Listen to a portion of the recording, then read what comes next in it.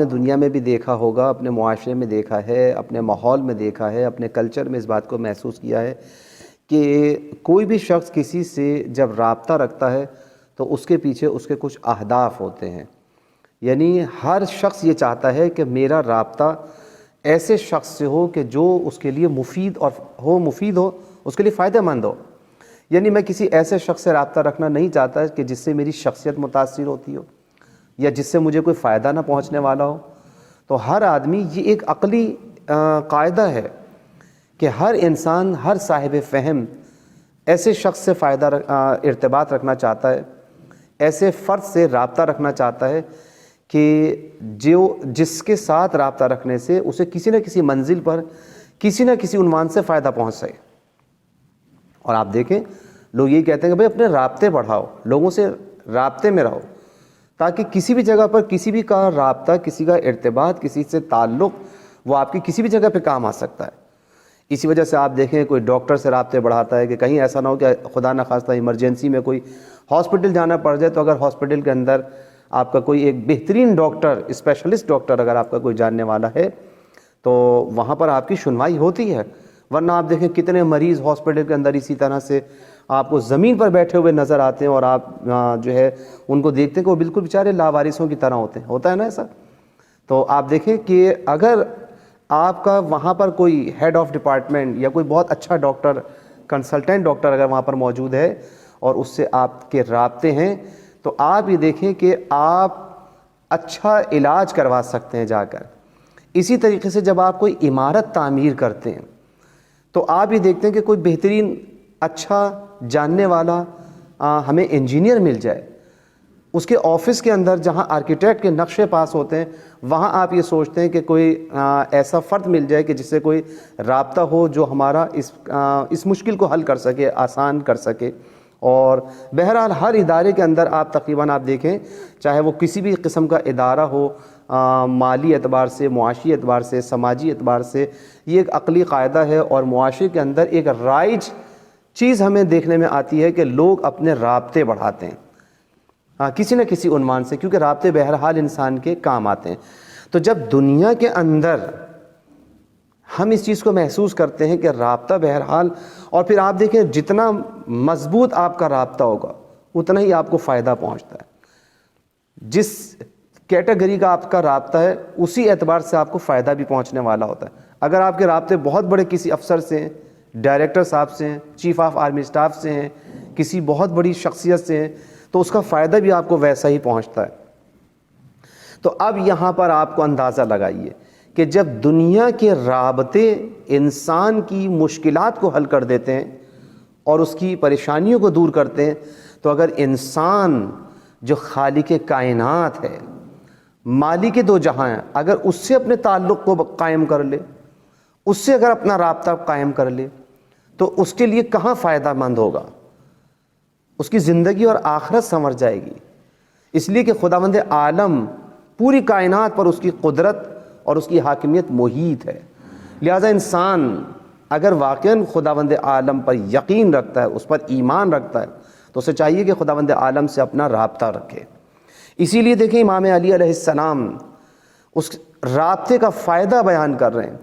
کہ تم دنیا کے رابطوں پہ نظر رکھتے ہو، آؤ ہم تمہیں بتاتے ہیں کہ خداوند عالم سے رابطے کا تمہیں فائدہ کیا پہنچے گا۔ مولا علی علیہ السلام، مولا کائنات، فرماتے ہیں کہ من اصلح فیما بینہ و بین اللہ، کہ جو شخص اپنے اور اپنے پروردگار کے درمیان اپنے رابطے کی اصلاح کر لے، اپنا رابطہ استوار کر لے، پروردگار کے درمیان اور اپنے درمیان جو تعلق ہے اسے مضبوط بنا لے، اسے پاکیزہ رابطہ بنا لے، تو آپ دیکھیں مولا فرماتے ہیں کہ اصلح اللہ فیما بینہ و بین الناس، تو پروردگار اس کے اور لوگوں کے درمیان تعلقات کو مضبوط کر دے گا،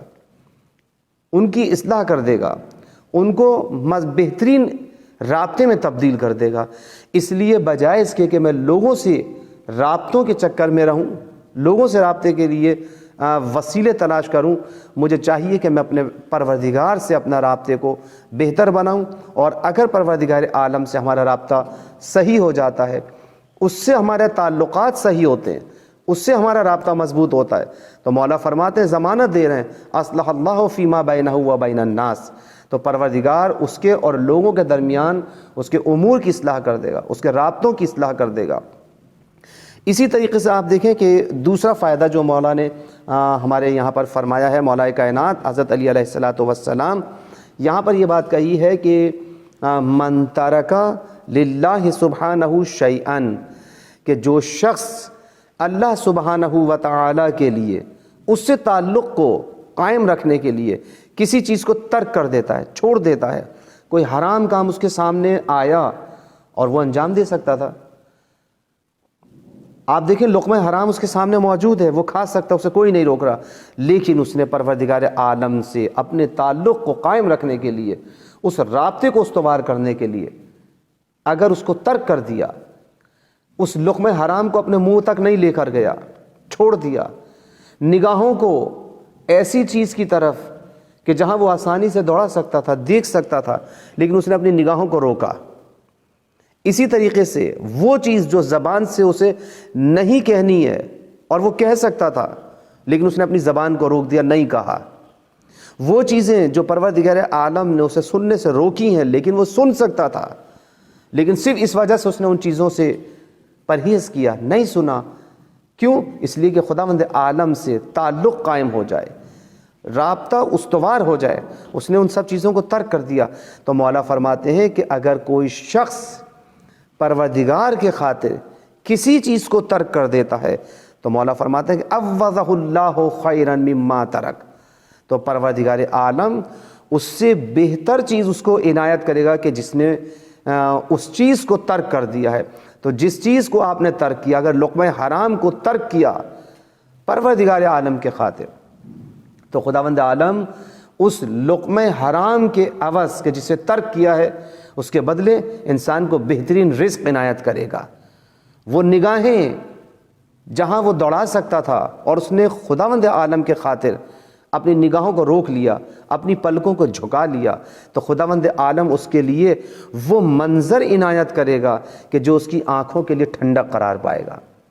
اسی طریقے سے اگر اس نے اپنی زبان کو اس چیز سے روکا ہے کہ جو حرام تھی اور اس نے اس چیز کو ادا نہیں کیا، استفادہ نہیں کیا،